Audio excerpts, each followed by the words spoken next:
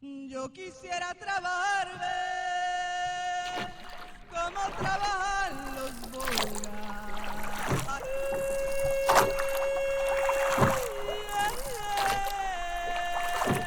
Que con fuerza de mente remar contra corriente. Oh, oh,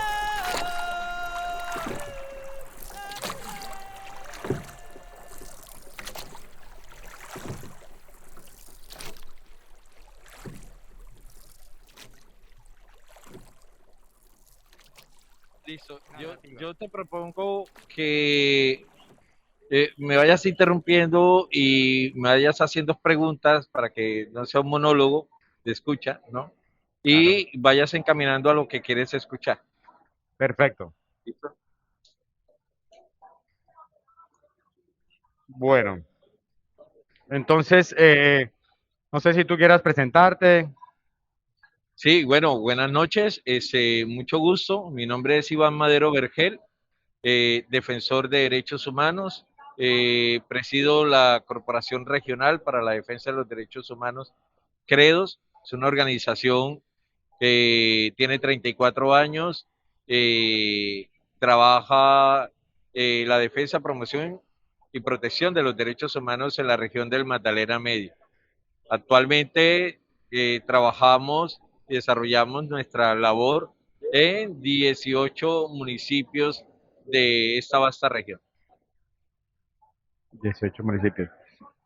Iván, quisiera que me contara un poco acerca de el oficio de defensor de derechos humanos. ¿Cómo es ser un defensor de derechos humanos? Digamos, yo tengo entendido que son líderes orgánicos, que, que quizá las circunstancias de la vida de muchos los pusieron allí y que han tenido que profesionalizarse y que, digamos, asumir una responsabilidad y todo lo que ello implica, los riesgos de trabajar en defensor de derechos humanos en un contexto como el del Magdalena Medio. Digamos, desde su experiencia, ¿cómo ha sido ese proceso? Sí, no hay una definición real frente o una conceptualización que pueda definir cómo es o cómo es el defensor de derechos humanos, ¿verdad? Eh, los defensores de derechos humanos o los líderes sociales, ya sin entrar a categorizar, porque hoy nos han categorizado desde Naciones Unidas, es una persona que en su medio, donde se forma, donde se cría, carece de las necesidades básicas, ¿ya? Carece de las oportunidades sociales para generar un desarrollo humano sostenible o digno desde su familia. Yo creo que eso se conjuga, esas carencias con la rebeldía, ¿ya?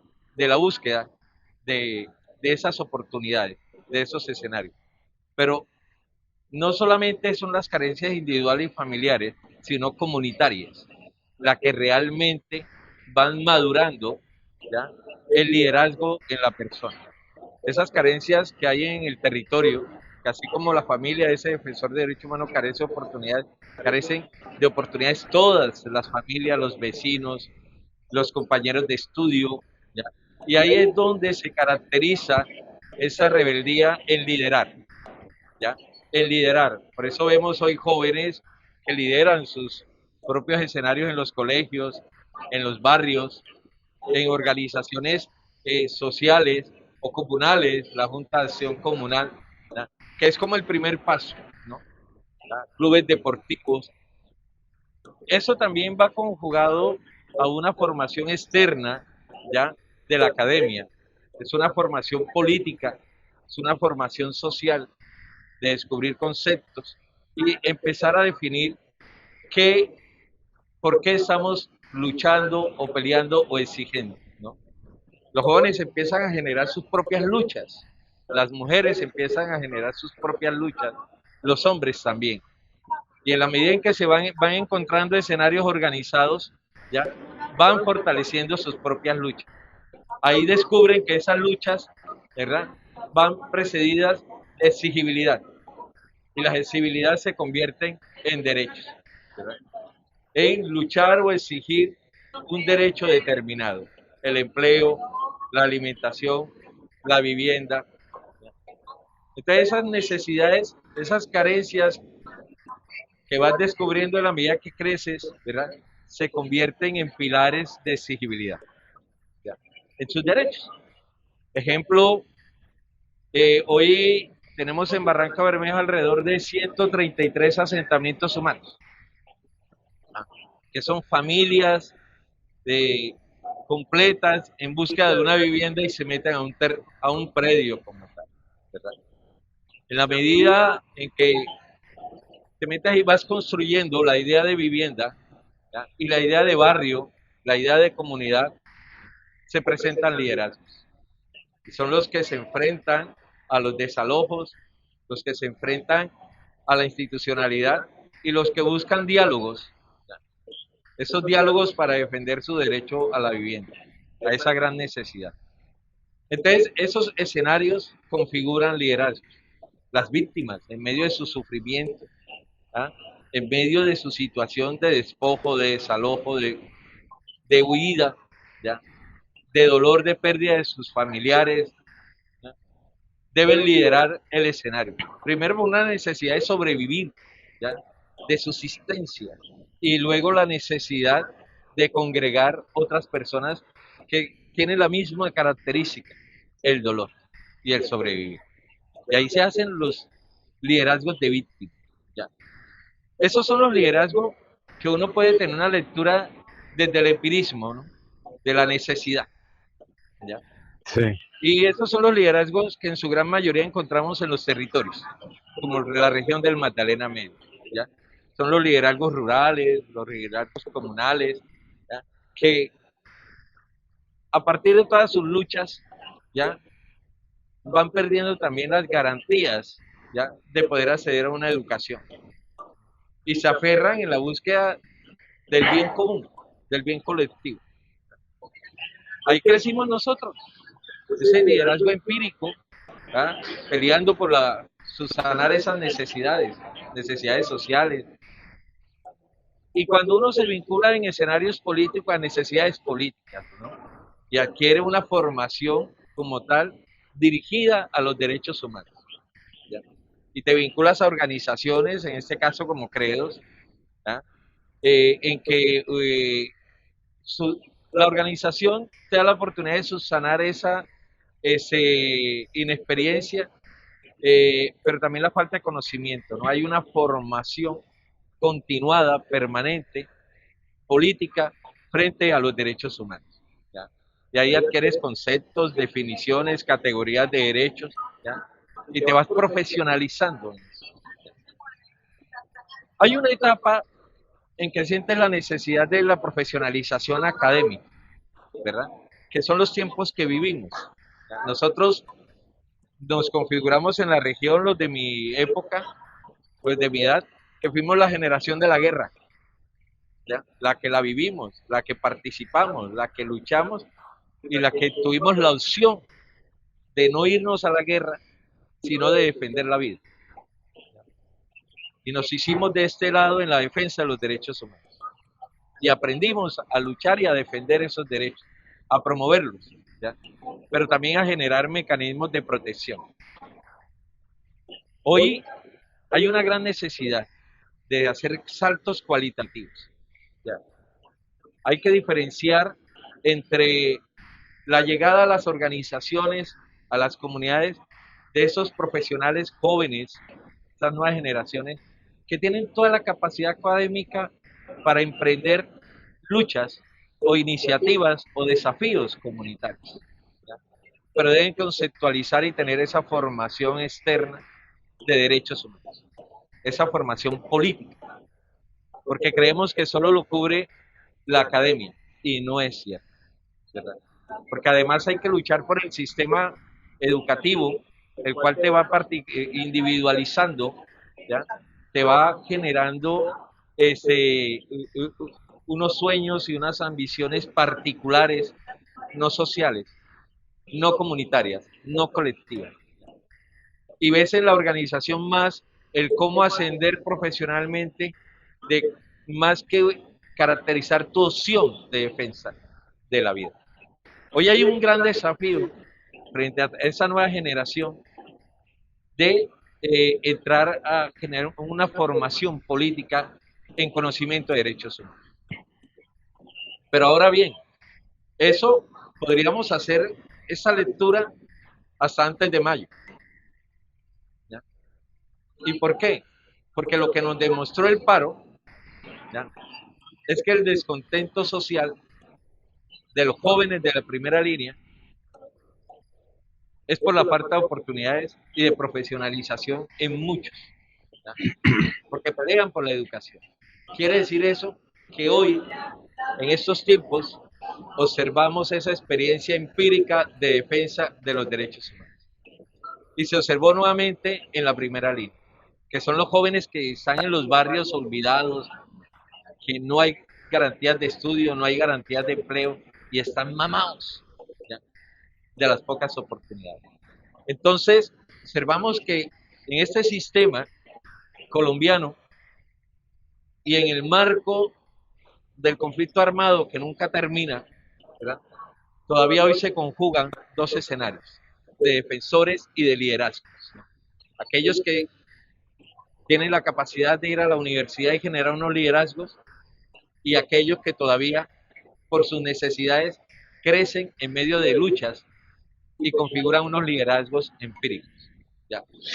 Muy interesante ese recorrido, digamos, de la formación y de la formación casi que orgánica que lo lleva a la necesidad de profesionalización del defensor de derechos humanos.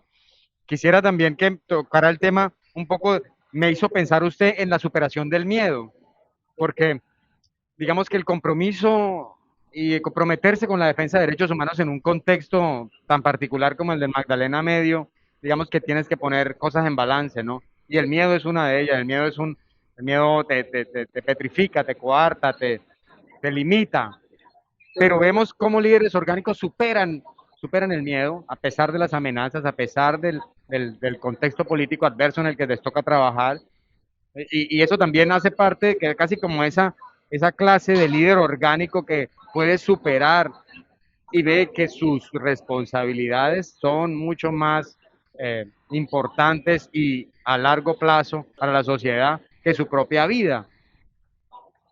Porque es el miedo el que te lleva, ¿verdad? El dolor, el sufrimiento, ¿verdad? Insisto mucho en las carencias, ¿verdad?, en la persecución, porque una cosa es jugar en un momento dado el liderazgo, ¿verdad?, desde la acción social comunitaria, y cuando tú alcanzas un nivel público de ese liderazgo, ¿verdad?, te conviertes en el enemigo interno del sistema. Y ahí es de donde se configura, ¿verdad?, los riesgos y los peligros. Cuando llegas a un nivel de liderazgos públicos. Y hay que observar dos cosas importantes. Dentro de las políticas de seguridad que ha implementado el Estado en los gobiernos, en sus periodos gubernamentales. Los liderazgos políticos en los 60, en los 70, en los 80 eran configurados como enemigos internos, ¿ya? Y era el gran dirigente, el sobresaliente, al que el gobierno de turno le generaba un miedo, ese liderazgo. Y era visto como un enemigo interno y era eliminado, perseguido, sacado de su espacio, ¿no?, exiliado, porque tenía una apuesta política, una apuesta de poder, ¿ya?, del poder político. Pero hoy llegó un momento en que los liderazgos, por el poder paramilitar institucionalizado en las instancias del Estado, en la institucionalidad, empieza a categorizar los nuevos liderazgos. Y ya hoy, esos grandes líderes no son los que están focalizados, sino los liderazgos medios de las regiones. El campesino, el pescador, la mujer, el COVID, ¿verdad? Y son los que hoy están siendo perseguidos, asesinados, eliminados, ¿verdad? Porque hoy el poder del Estado está casi que controlado, pero el poder del territorio no está. Y las luchas se focalizan en los territorios. Entonces hoy vemos una característica importante y es que los liderazgos ambientales, los defensores del medio ambiente, que es como un nuevo movimiento, ¿ya? Una nueva categoría de los defensores de derechos humanos, que antes no se configuraba una línea concreta de la defensa de la naturaleza, sino hablábamos siempre del territorio en términos generales, integrales. ¿No? Sí. Pero hoy hay un liderazgo en la defensa del medio ambiente, de la naturaleza. Y ese es el temor de los que hoy ostentan el poder. Ejemplo, en Barranca Bermeja, esa nueva generación de líderes ambientales, de defensores de derechos de la naturaleza, no tienen la necesidad de la empleabilidad o no aspiran a estar en Ecopetrol o a vivir del sistema extractivista. ¿Ya? Tienen otras aspiraciones, ¿verdad? Y por eso son vistos como los enemigos de las empresas, ¿ya? Enemigos de los actores armados, legales o ilegales, que ostentan el control del territorio por afianzar el extractivismo. Y son esos los que hoy corren un mayor riesgo. Pero esa nueva generación, que además engrosa esa primera línea que descubrimos en mayo, ¿verdad? No está interesada en politizarse si en la izquierda o la derecha, porque hay unos niveles de desconfianza. Hay un afianzamiento en la defensa del territorio, de la naturaleza, ¿ya? Como el sistema de vida, la defensa del agua, ¿ya? Como el medio de vida y de subsistencia. Casos de lideresas pescadoras que son ingenieras ambientales, pero que le interesa más la pesca y preservar la ciénaga, defenderla hasta con su vida, que aspirar a un puesto como ingeniera ambiental. Entonces, los miedos son de lado y lado. El miedo institucional del agresor, del victimario, pero también el miedo que siembran, ¿ya? Las agresiones a los liderazgos. Esos miedos se pueden dar en dos lecturas, en que tú salgas o en que tú te empoderes. Sí. Y el empoderamiento, ese miedo lo convierte en valentía, porque te quedas en tu territorio, ¿ya? Porque te empoderas, te arraigas, ¿ya? Entonces Sí. ahí es donde alcanzas un nivel de convencimiento, de opción de vida, que la defensa de los derechos humanos es invaluable, ¿ya? Llega a un nivel en que te convences que es lo que tú quieres hacer, que naciste para eso, ¿ya? Los abuelos hablaban de don, ¿no? No, tú tienes un don, ¿verdad? Podemos hablar de un don, ¿verdad? Porque alcanzas eso, porque también logras conquistas con tus luchas, ¿no? Y eso te va afianzando. Es el amor por la vida, el amor por salir adelante, lo que uno llama opción de vida, opción política, ¿ya? Opción de la defensa de los derechos humanos. Ahora, digamos, observando el contexto del posacuerdo, digamos que ese oficio de defensor de derechos humanos ha adquirido otros matices, porque estamos viviendo, digamos, en términos oficiales, ideales, un periodo de transición en el papel, pero vemos cómo los factores de persistencia siguen, la violencia sigue, las disidencias. ¿Me repites lo último, por favor? Que vemos cómo el contexto del posacuerdo. Mi pregunta era si el contexto del posacuerdo ha cambiado el contexto de trabajo del defensor de derechos humanos. Si ha tenido que volcarse, por ejemplo, la construcción de informes con víctimas organizadas. Eso es un trabajo que no se había hecho antes del proceso de firma del acuerdo de paz. O quizás sí, pero para presentarlo a la justicia transicional, esos son otros, digamos, otras tareas que empieza a emprender el asesorar, a Sí, diligenciar, a liderar esas iniciativas con las víctimas para construir unas narrativas. yo creo que yo te respondería en tres elementos. El primer elemento, que no es un oficio, no es una profesión, ¿no? Es una opción, ¿ya? Que tú escoges. Y eso te brinda las oportunidades de sostenerte o no, ¿ya? Pero o la relacionas con tu oficio que te puede dar la oportunidad de sustento, ¿ya?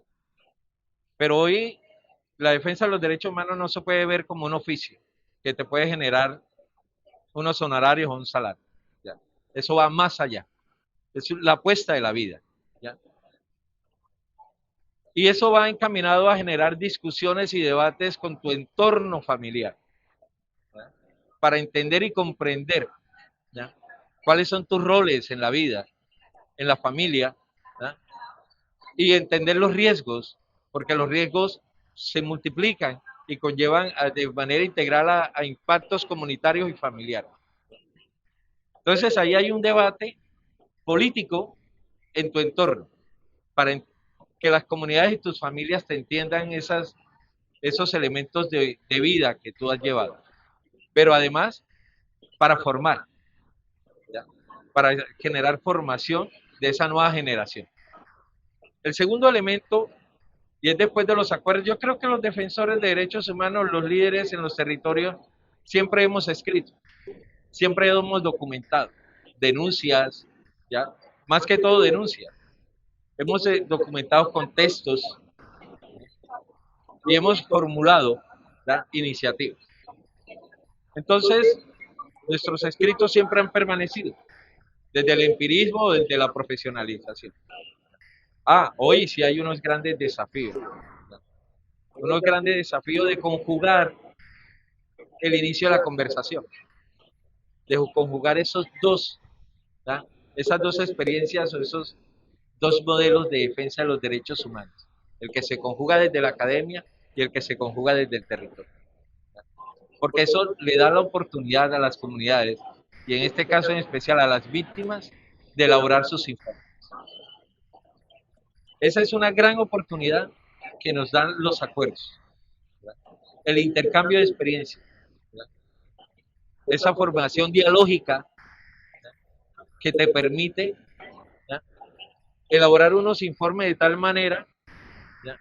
Que se puedan comprender los ejercicios de memoria histórica, de reconstrucción de hechos, de tipificación de hechos y de entender lo que pasó y llevarlo a las instancias del sistema integral. Eso es un elemento bien importante, la conjugación para la construcción de la paz y la participación en justicia transicional. Y eso hoy lo vive la región, ¿ya? Claro. Organizaciones como Credos, que hemos configurado un minisistema integral internamente, con todas las experiencias, pero también con la academia. ¿Sí ves? Entonces, esos son logros que se pueden medir en la necesidad de construcción de paz y en la elaboración de documentos que perfilen, ¿verdad? La verdad, que perfilen la justicia, ¿verdad? Pero también que perfilen la responsabilidad de los agresores, de los perpetradores, pero importante que perfilen la responsabilidad del Estado, Sí, la responsabilidad como tal. Entonces es un tercer elemento que juega, sí. que es importante. Y veo que, por ejemplo, dentro de los últimos trabajos que Credos ha puesto mira, específicamente ya el trabajo que estás haciendo en Credos, es como que está perfilando unos informes, acompañando unos informes, entregando unos informes a la JEP, a la comisión.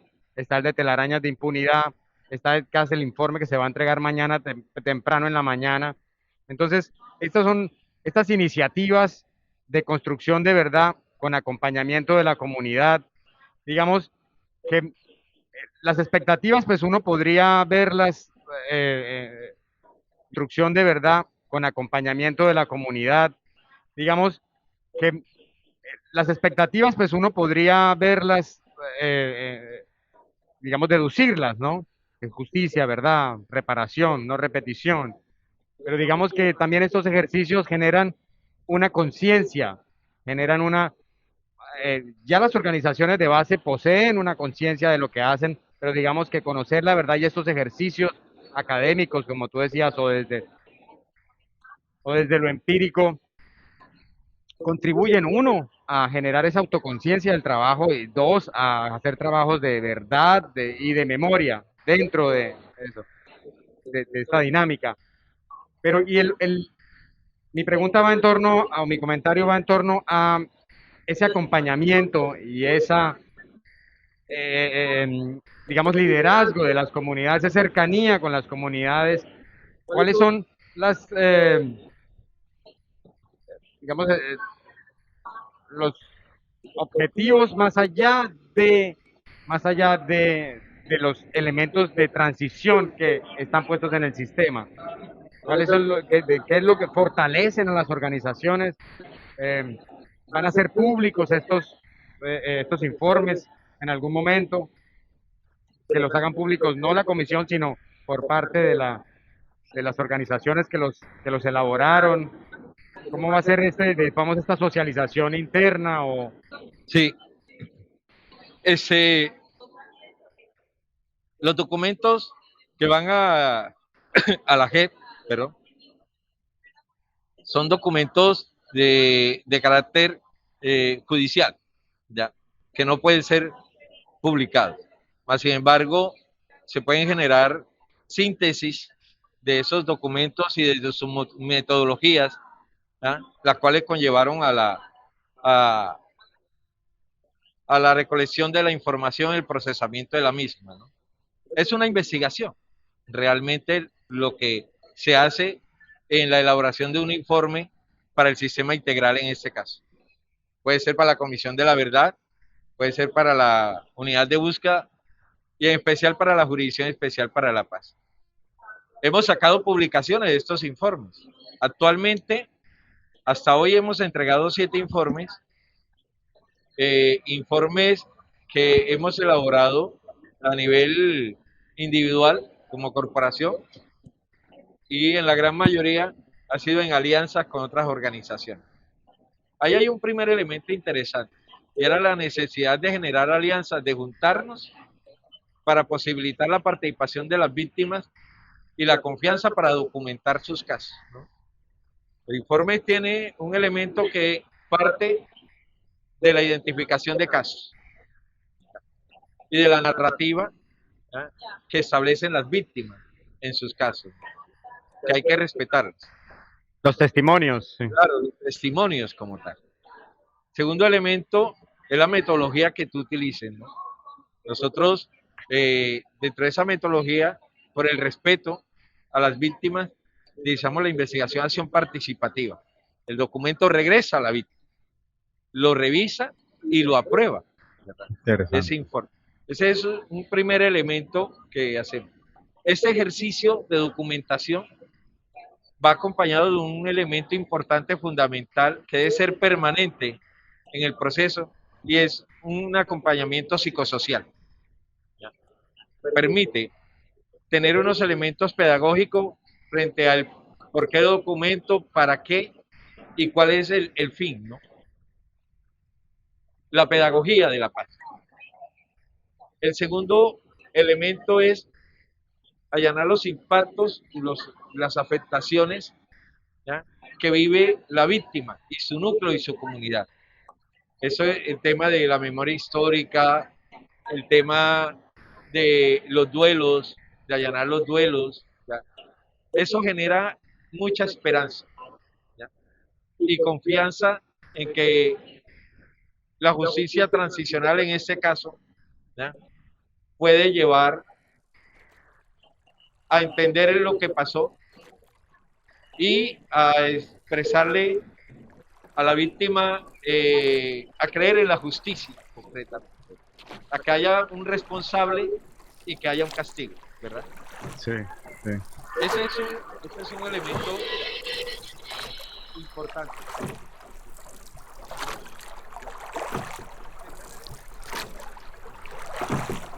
Yo quisiera trabajarme como trabajan los bogas.